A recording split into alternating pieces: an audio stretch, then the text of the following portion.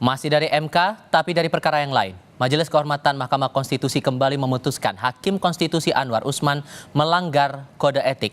Dalam putusannya, Ketua MK Idewa Gede Palguna menyatakan Anwar terbukti melanggar prinsip kepantasan sehingga dijatuhkan sanksi berupa teguran tertulis. Anwar dinilai melanggar etik setelah menggugat Ketua MK Soehartoyo ke PT UN dan meminta jabatannya sebagai Ketua MK dipulihkan dan tidak menghormati putusan MK sebelumnya.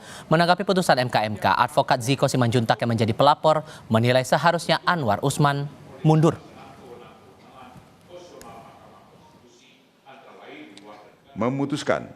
Menyatakan, 1.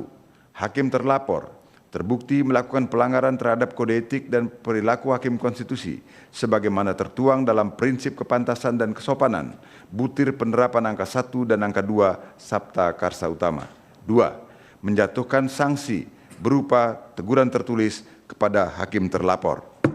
Demikian diputus dalam rapat Majelis Kehormatan oleh 3 anggota Majelis Kehormatan, yaitu Idewa Gede Palguna sebagai Ketua Merangkap Anggota, Ridwan Mansur sebagai Sekretaris Merangkap Anggota, dan Yuliandri sebagai anggota pada hari Selasa tanggal 19 bulan Maret tahun 2024 dan hari Selasa tanggal 26 bulan Maret tahun 2024 dan diucapkan dalam sidang pleno Majelis Kehormatan Mahkamah Konstitusi terbuka untuk umum pada hari Kamis tanggal 28 bulan Maret tahun 2024.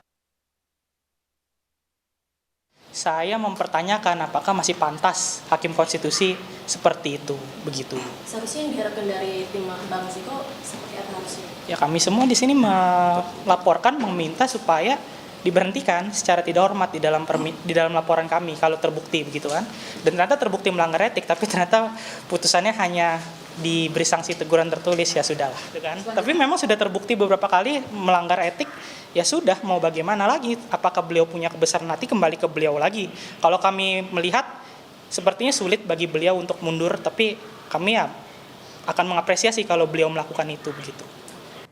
Dalam sidang yang sama, Majelis Kehormatan Mahkamah Konstitusi memutuskan Hakim Konstitusi Saldi Isra tidak melanggar kode etik dan perilaku konstitusi. Majelis mengatakan Saldi tidak terbukti terafiliasi dengan PDI Perjuangan.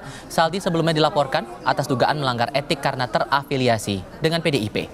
Moral bagi setiap orang ataupun pemangku kepentingan untuk dipedomani ketika berperilaku.